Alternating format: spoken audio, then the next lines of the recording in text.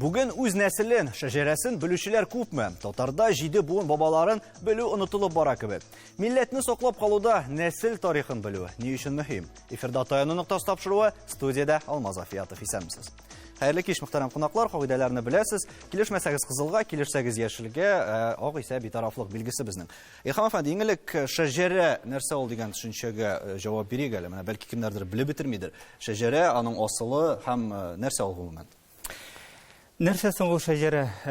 Аның эчтәлеген ачыклау өчен бу сүзнең килеп чыгышына, этимологиясына игътибар итәргә кирәк дип уйлыйм мин. Ул шәҗәрә дигән сүз, ягъни гарәп теленнән тәрҗемә иткәндә агач дигәнне белдерә. Аның төп мәгънәсе агач, әмма шул ук вакытта икенче бер күчерелмә мәгънәсе дә бар. Ул нәсел агачы, ягъни теге яки бу этник төркемнең, группаның тарихын исәпкә алган документ, тарихи документ дияргә кирәк. Булай шәҗәрәләр төрле була, халык арасында иң таралганы аның гади шәҗәрәләр дип аңларга кирәк. Алар билгеле бер нәселнең барышын чагылдыра торган документлар. Һәм бар катлаулырак типтагы шәҗәрәләр, аларны атыйлар нарратив шәҗәрәләр дип. Ягъни монда бу шәҗәрәләрдә ата-бабалардан, аларның исемнәреннән, аларның яшәү елларыннан тыш әле шуларга мөнәсәбәтле башка ниндидер бер тарихи фактларда теркәлә, ягъни өстәмә текстлар бар. Булар инде үзләренең төзелешләр ягыннан тагын тарихи документларның тәварих дигән жанрына да якын торалар. Һәм үзенчәлекләр турында сөйләшәбез икән, Эльмира ханым, менә сез нәрсәне билгеләп үтәсез. Монда бу бит инде бары тик менә шул ук агач дип аңлатылды. Монда бит инде тарихта бар, милләттә бар, гомумән шундый бай мирасны үз эченә туплаган төшенчә бит инде ул. Шәҗәрә килешәсезме? Без шәҗәрәне менә хәзерге төзелгән вариантта гына күз алдына китергә тиеш түгел. Ул безнең шәҗәрә, ул сәяси документта булган, ул милек документта булган, ягъни шәҗәрәгә карап, милек бүлгәндә дә шәҗәрәгә нигезләнгәннәр. Бу инде революцияга, инкыйлабка кадәр булган чорларны алыйк. Ягъни менә шушы нәсел кешесеме, юкмы икәнлеген шәҗәрә инде билгели алган. Ягъни хәзер аннан соң безнең бераз эчтәлеге соңгы вакытта үзгәрде. Без аны нәсел тарихы итеп кенә кабул итәбез. Аны юридик кеше юк. Әмма ләкин шулай булса да, үзеңнең нәселеңне белү һәм нәселне белү нәрсә өчен кирәк? Шәҗәрә ул бит исемнәр җыелмасы гына түгел. Бу, мәсәлән, нәсел, якын нәсел арасындагы никахларны булдырмау өчен. Аннан соң беренче чиратта бер ниндидер хәл булса, кем ярдәмгә килә? Нәсел кешесе ярдәмгә килә. Менә алар безнең нәсел кешесе дип сөйлиләр. Һәм сораган вакытта да сез кайсы нәселнеке дип сорый торган булганнар. Ягъни кайсы нәселнеке булуың, ул сиңа бәя бирә торган күренеш. Менә шуңа күрә шәҗәрәнең бераз эчтәлеге киң икәнен дә күрсәтү кирәк. Ләкин кызыксыну арта бит, бирәктә соңгы елларда ул шәҗәрәләрнең нәсел агачларын өйрәнү кайдан килә икән менә бу кызыксыну һәм кемнәр кызыксына, Халида ханым? Кызыксыну бик арта. Мин үзем менә архивта чыганакларны өйрәнә торган галимә буларак аны тулысынча әйтә алам. Минем күз алдымда бара бу процесс. Безнең архивта да, Казан дәүләт архивында да хәзер бик уңайлыклар тудырылды. Әле менә карап кына торам, киләләр Чуаш Республикасыннан эзләп, татарлар гына түгел.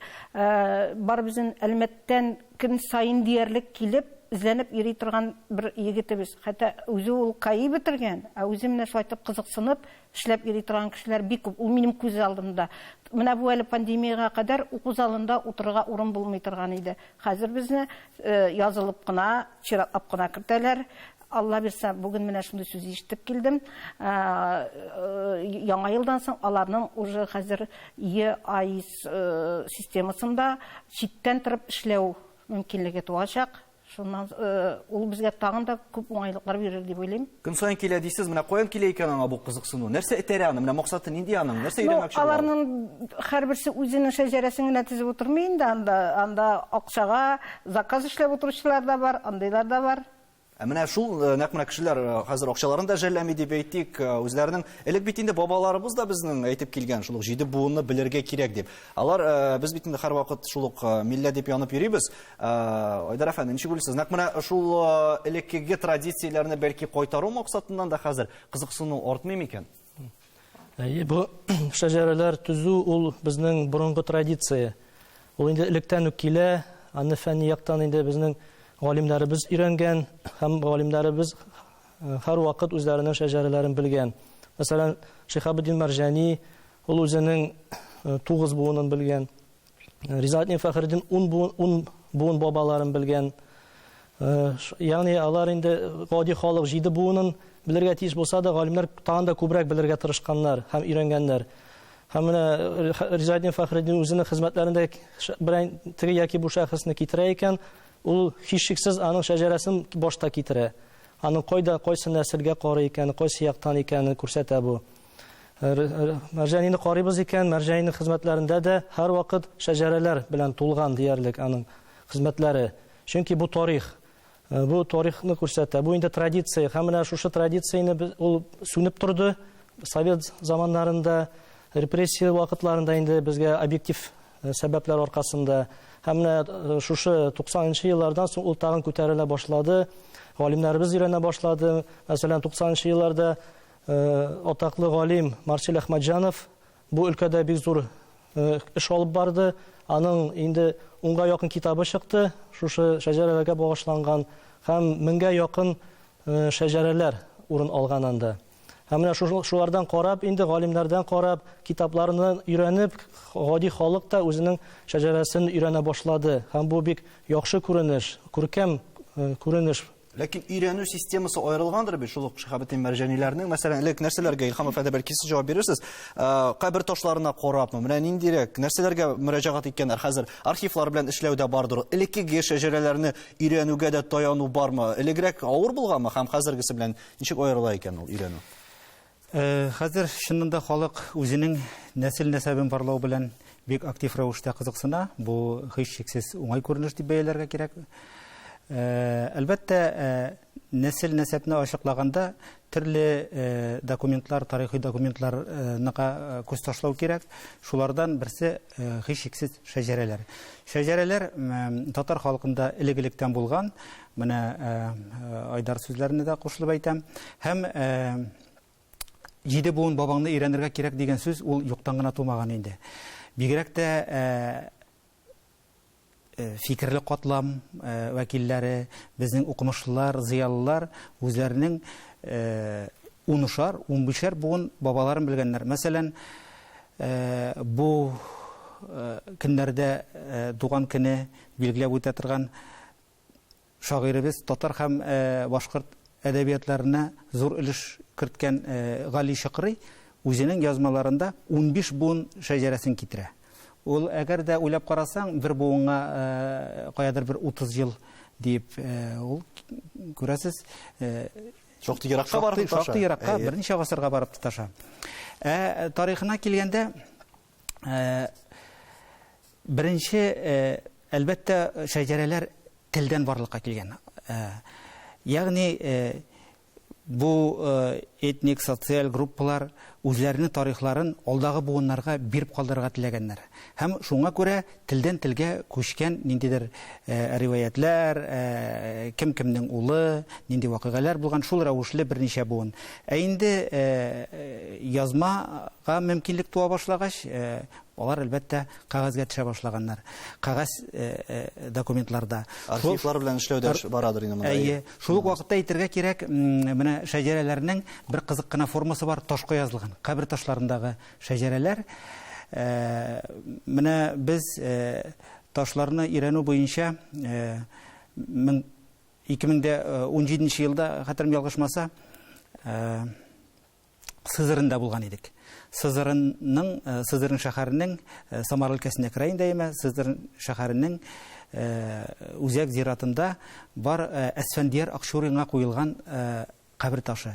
Аның бер ягында тиешенчә инде теге классикка таш язмаларның классик рәвешенә туры килә торган итеп туган үлгән еллары, Коръәннән аятьләр китерелгән. Икенче ягында 15 буын шәҗәрәсе бирелгән. Ягъни үзеннән башлап Иске татар телендәме, кайсы телдә язылган? Ул безнең телдә язылган, 1903 елда ул күмелгән. Менә ул вакытта татарлар нинди телдә сөйләшкән, без бүген нинди телдә сөйләшә, бернинди дә аермасыз укып була. Кабер ташлары турында Айдар әфәндегә дә сүз бирик әле. Менә шуннан да әлеге чыганакларга дип әйтик, тояну ничегрәк ул хәзер без бит инде әйтәбез, хәзер мәгълүмат заманында яшибез дип. Ләкин өйрәнү эшләре ничегрәк бара? Моның белән тулы бер төркемнәр эшлиме? Кемнәр шөгыльләнә моның белән? Шәҗәрәне гадәттә галимнәр шөгыльләнә. Татар фәнен өйрәнүче, тарихны өйрәнүче, филология фәнендә белән шөгыльләнүчеләр өйрәнә. Һәм менә Илһам әфәндегә эштәп китмәкче идем.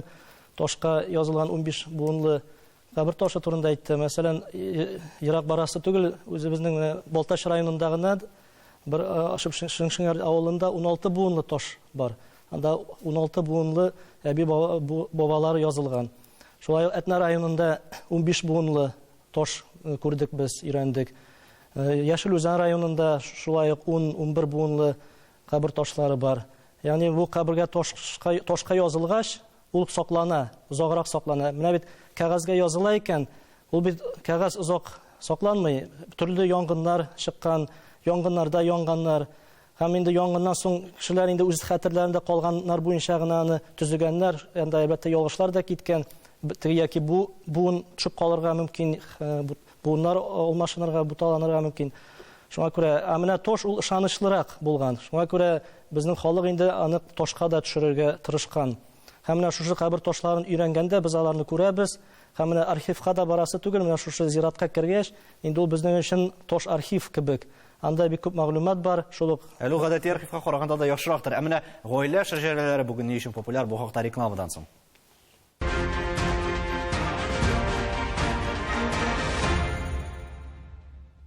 Татарстан Яңа гасыр телеканалында Тояну нуктасы тапшыру бүген шәҗәрәләр турында сөйләшәбез. Галидә ханым, чыганаклар турында сүз йөртә башладык. Менә әйтеп китсәгез иде. Хәзер нинди чыганаклар кулланыла? Менә бүгенге көндә шәҗәрә төзергә уйлаган кешегә без бит инде хәзер әйттек, гаиләдән бер бездән туганнарыннан, бабаларыннан калган язып алганнан соң, ана шул әлегедә баягы кабер ташларына, аннан соң уже метрика кенәгәләрен өйрәнәбез. Метрика кенәгәләреннән соң безнең бар җан исәп ревизиялар, дәүләт тарафыннан 10 ревизия, 1722 елдан 1859 елга хәтле 10 ревизия уздырылган.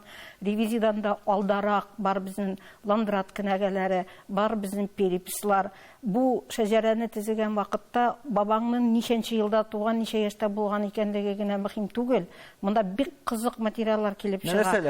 Мәсәлән, бер мисал китерим әле. Без Иске тарихын Теләче районындагы өйрәндек. Шунда өйрәнгән вакытта карыйбыз, 3нче ревизиягә килеп җиттек 1762 елга. Карыйбыз 5 гаилә күчеп килгән.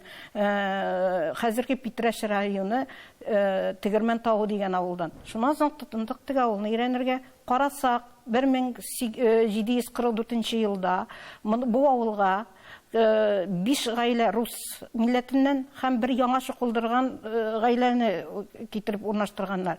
Шуннан безнең татар авылы булган бу авыл Крашин авылына әйләнеп киткән. Әлбәттә безнең чукынырга теләмәгән үзебезнең татарларыбыз башка җиргә күчәргә мәҗбүр булганнар. Менә шуннан качып, алар Иске авылына килеп урнашканнар. Димәк, шундыйрак фактларга да... Андый фактлар бар, бик күп. Ландрат кенәгәләренең артларына да язып куелган. 1710-16 елгы Ландрат кенәгәләре Мәскәү архивында сакланган. Менә без әйтәбез бит инде, күбрәк безнең кая күчеп киткәннәр? Оренбург, Уфа, Язәренә губерналарын шул якларга күчеп киткәннәр. Менә безнең әле күптән генә түгел тарих институты чыгарган Уфа Язы татарлары дигән белешмә китап чыкты. Анда бик ачык күренә. Ничәнче елда бу авылда кемнәр яшәгән? Ясаклы татарлармы, әгәр дә марыйлармы, утмуртлармы, кемнәр? Менә шул бит инде алар анда шунда барып чыкканнардыр дип уйлыйм. Һәм әле тикшерә башлаганда да кызыклыгына киткәннәр, аның бер сәбәбе шулдыр. Фактлар бардыр. Эльмира ханым, метрика турында да беләсе иде мәгълүматны. Метрика кенәгәләре, безнең метрика дәфтәрләре дип татыбыз, алар татарлар яшәгән һәрбер мәхәлләдә төзелгән. Ягъни мулла һәрбер туган үлгән һәм никахлашкан, айлашкан кешеләрне язып барган. Бу искитмәле зур чыганак. Безнең шәҗәрәләр төзү өчен инде ул искитмәле материал бирә торган чыганак. Һәм бик кызыклысы ул бит безнең дә Татарстан җирендә генә түгел, Әстерхан татарлары да тутырган, Кырым татарлары да шушы метрика дәфтәрләрен алып барган. Ягъни монда бөтен халыкның тарихы 1828 елның декабрь айында менә шушы указ чыкканнан соң мөселманнар өчен метрика кенәгәсе алып бару тәртибе кабул ителгәннән соң 29 елдан башлап инде метрика кенәгәләре тутыра башлыйлар. Безнең бик зур күләмдәге чыганак Россия архивларында ята. Алар гарәп шрифты белән язылган, иске татар телендә. Кызганычка каршы ул гарәп язуын белмәгән тикшерүчеләр өчен авыррак аны эшли алмыйлар. Безнең хәзер соңгы вакытта инде гарәп язуын укучылар шактый күп өйрәнәләр, кызыксынучылар да өйрәнә, төбәкчеләр да өйрәнә. Һәм мәгълүмат та алта инде. Менә шулай итеп үзләренең шәҗәрәләрен үз куллары белән төзиләр. Һәм шундыйрак фикер бар бит, тарихны һәркем үзенчә теләгәнчә хәзер яза башлады. Илһам әфәнде, шулай менә бу шәҗәрәләр ярдәмендә дә тарихны ничектер борырга, шул ук милләт мәсьәләләрен үзгәртү эшләре бармыймы бүгенге көндә? Бара, бу һичшиксез шулай. Әлбәттә, менә бу тарихи күзлектән караганда шәҗәрәләргә төрле бәя бирелә галимнәр тарафыннан. Бар шундый галимнәр дип әйтик инде, хәтта күренекле галимнәр, алар шәҗәрәләрне тарихи документ буларак санау ягында түгел. Икенче бер төркем, киресенчә, бу шәҗәрәләрне тарихи документ буларак та кулланып, халык тарихын өйрәнгәндә, ил тарихын өйрәнгәндә, аларны фактларны яхшы биргән документ буларак искәртә торган чыганаклар буларак та исәпләү ягында. Менә минем кызларны тыңлаганнан соң бер вакыйга исемә төште шушы шәҗәрә белән бәйле. Халида ханым әйтеп үтте, халык күчешләрен ошакларга, төгәлләргә, тәгаенләргә мөмкинлек бирә дип. Моннан 5-6 еллар элек Фәннәр академиясыннан делегация составында без Иранга барган идек. Анда Иранда яшәүче татарлар белән очраштык һәм сөйләшү барышында араларыннан берсе без ди Болгар ягыннан ди, бабаларыбыз безнең Болгар ягыннан ди. Без ди бәркәвиләр дип сөйли. Сөйләшә торгач, әйтә инде мин ди үземнең ди 7-8 буын нәсел шәҗәрәмне беләм ди. Аның белән аралаша торгач, ачыкланды, Бәркәви түгел, безнең Ютазы районы Бәйрәкә авылыннан 19-нчы гасыр башында күчеп киткән Мөхәммәд Шәриф исемле күренекле дин әһленең нәсел дәвамчылары булып чыкты булар. Ягъни, күрәсез, шәҗәрә ул үзенең тарихын, халык тарихын ачыклауда менә практик яктан дип, гамәли яктан да бер чыганак була. Сез сорауга җавап бирмәдегез бу очракта. Сәяси роль уйныймы дип махсус. Монда аңлашыла, теге буталчыклар да чыгарга мөмкин, ләкин махсус эшләүчеләр бар микән моны? Һичшиксез бар. Без моны көнмә-көн күреп торабыз. Социаль челтәрләрне ачып карасак та, Facebook манда, ВКонтакте ма, яисә анда YouTube каналыннан үз файдасына бу төр документларны үз файдасына теркәргә теләгән галимнәребез байтак.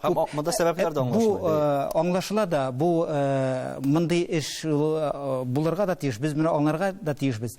Әмма татар халкы үзенең чыгышына бәйле шәҗәрә булсын, тәварих булсын, үзенең документларын шулай ук миңа калса читкә сибергә тиеш түгел. Без үзебезнең дә фикеребезне әйтергә, ачык белдерергә тиешбез. Аңлашыла. Монда шулай ук бит инде әйтегез, тарихи көчкә кайберләре ия түгел дип саный, юридик көчкә дә ия түгел дидегез. Ләкин бүген менә шул ук шәҗәрәне ничектер бары тик тарихи яктан гына түгел, ниндидер башка функцияләрдә кулланучылар күп микән, Айдар әфәнде? Нәрсә өчен тагын аны ясаталар һәм нәрсә өчен аңа мөрәҗәгать итәләр бүген? Иң беренче чиратта бу хәтер өчен инде һәр кеше үзенең нәселе белән кызыксына, локаль тарихы белән кызыксына. Һәм менә бу шәҗәрәләр белән кызыксынган кеше үзенең авыл тарихына да мәгълүматлар таба. Ул бит шәҗәрәне без күз алдына китерәбез бит инде схематик рәвештә инде элекке борынгы шәҗәрәләр алай гына булмаган. Аны шүпләп, эзләп алырга кирәк, төрле кулъязмалардан. Мәсәлән, бер кеше күчереп язды ди, бер әсәр, дини яки әдәби әсәр күчереп язды ди, һәм ахырында ул үзе турында мәгълүмат бирә.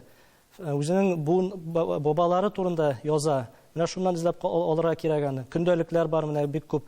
Көндәлектә яза күрәбез, ә менә көндәлек эчендә анда шәҗәрә килеп чыга. Менә бу кешенең шундый шәҗәрә яки язучы авторның үзенең шундый шәҗәрәсе турында мәгълүмат бирә. Ел язмаларда, мәсәлән, ел язмаларны күз алдына китерәбез бит инде анда кемдер вафат булды, кемдер үлде дип төрле вакыйгалар сурәтләнә. Шунда да килеп чыга шәҗәрәләр. Ягъни шәҗәрәләр алар төрле җирләрдән табарга мөмкин аларны. Һәм менә шушы иң беренче чиратта инде кеше үзенең тарихы белән кызыксынган, үзенең әби-бабалар белән кызыксынган, алар ничек яшәгән, нинди мөхиттә үскән, нәрсә белән шөгыльләнгәннәр, һәм менә шуларны белгәндә генә зур тарихны яза алабыз без. Менә шушы локаль тарихлардан зур тарих языла. Һәм шәҗәрәләргә килгәндә ниндидер модага әйләнеп бара кебек түгелме бу? Эльмира ханым, килешәсезме? Кемнәрдер бәлки шуның өчен генә дә уйланадыр моның турында. Юк, аның өчен генә уйланмыйлар. Әмма ләкин андый чор булды. Безнең совет чорында инде нәсел дигән әйбер юк иде. Без барыбыз да совет кешеләре идек. Һәм менә шушы 90-нчы елларда бу мөмкинлек ачылгач, кеше үзенең нәселен үткәне турында уйлана башлады. Һәм бөтенесе үзенең бабайларын, әбиләрен эзли башлады, берәм төкләп чын күңелдән эзләделәр. Әмма ләкин кай вакытта ул бигрәк тә түрәләр арасында булды. Бер-берсеннән уздырышып шәҗәрәләр төшәргә тырыштылар. Әле матур бизәп материаллардан ясап. Хәтеремдә шундый әйбердә калган. Берсендә начальникның урынбасары килде дә шәҗәрә архивта эшләтте. Аның шәҗәрәсе бик зур чыкты. Шундый балалар да күп булган, киң шәҗәрә киң чыкты. Шуннан соң хәзер аннасы хуҗасы килде. Түрә үзе килде дә, аның шәҗәрәсе кичкенә чыкты. Хәзер инде бу үпкәли, нишләп минем урынбасарныкы зур булды, ә минеке кичкенә булды дип. Мәйтәм, җавап биргәнебезне хәтерлим шунда. Бабагызның баласы әз булган бит, шуңа күрә ул берне икене тапкан, ә тегенең балалары 5-6, 7-7, 8 булган. Ә шундый мисаллар күп микән? Халида ханым, менә шуны да шәҗәрәне ясатып, аннары гаҗәпләндергән кешеләрне һәм моңа әзер булмаган кешеләр булдымы сезнең тарихыгызда? Юк, миңа андый кешеләр очраганы булмады. Ә нәрсәләр гаҗәпләндерергә мөмкин? Мәсәлән, кемнәр ничә буын бабаларын белә дип әйтә аласыз бүген? Ну, бүген көндә гади халык 7 буын бабасын белә дип мин әйтә алам, чөнки әгәр шушы беренче, 3нче ревизия материалларына килеп җитсә, 7 буын табыла ала. Менә безнең бит инде кайсы бер ревизия материаллары югалган да, менә кайсы бер авылларныкы беренче ревизия материаллары булмаска мөмкин. Менә шушы ниләрдән санап карасак, 7 буын бабасын һәрбер кеше табала. 3нче ревизия материаллары бик тулы бирелгән. Анда хатын-кызлар да, балалар да барсы да язылган. Тулы информация бирә. Ничек уйлыйсыз, менә киләчәктә шәҗәрәләргә карата мөнәсәбәт үзгәрер микән? Җәмгыятьтә монда бит төрле чорларны күрдек без. Менә популярлашып киткән, шур дип әйтик, модага кереп киткән, кемдер бәлки шул ук буыннар чыл борын югалтмас өчен дә эшләтәдер. Менә алга таба, мәсәлән, шул 10, 20, 30 елдан соң ничегрәк күз алдыйсыз? Ул һәрвакыт минемчә ул актуаль булыр. Чөнки электән үк килгән традиция, электән үк инде саналган, үзелмәгән диярлек инде. Әз генә арада ул сүлпән генә булды, сүнеп торды, ләкин тагын кабынып китте. Ул барыбер шулай дәвам итәр. Чөнки бу инде кешенең үзенең хисләренә бәйле, үзенең туганнары, туганчылык хисләре белән бәйле. Бу һәрвакыт кирәкле эш, һәрвакыт тормышта да кирәк ул. Шулай ук үзенең буынны, үзенең элекке бабаларны белү ул инде ниндидер бер изге эш кебек тора. Инде әдәп ягыннан, әдәплек ягыннан караганда да, дин ягыннан караганда да әби-бабаларга карата хөрмәт булырга тиеш, һәм кеше инде аларның һичшиксез исемнәрен белергә тиеш. Һәм әгәр дә инде аларның кайдан килгәннәрен дә белсә, каян килен булып килгән, әбиләрен дә белсә, ике яклап, ягъни әтисе ягыннан да, әнисе ягыннан да төзесә, бу инде бик тә яхшы, күркәм күренеш. Илһам әфәнде, татар шәҗәрәләрен өйрәнүдә сезнеңчә нәрсә таян ноктасы булырга тиеш? Татар шәҗәрәләрен өйрәнүдә минемчә тарихи хәтер төп таян ноктасы булырга тиеш дип уйлыйм. Менә яшерен батырын түгел, Айдар әфәнденең сүзен куәтләп әйтәсем килә. Галимнәр арасында да бар шундый кешеләр, кайсылары әйтәләр, шундый фикер яңгыраталар. Шәҗәрә ул теге руглык чорыннан калган ниндидер бер иске әйбер, шуңа күрә бу әйбер безгә кирәк микән дигән. Аларга инде җавап безнең ачык бу очракта. Ул халыкның, ул бердән гаиләнең, икенчедән милләтнең, гомумән халыкның ул тарихи хәтере. Шәҗәрәләр миңа калса соңгы татар үлгәнчә кадәр яшәрләр. Чыннан да шулай, тарихы белмәгәннең киләчәге юк диләр, үз нәселебезне, ата-бабаларыбызны онытмасак иде дигән теләктә сау булашабыз. Исәнлектә күрешергә ясын. Сау булыгыз.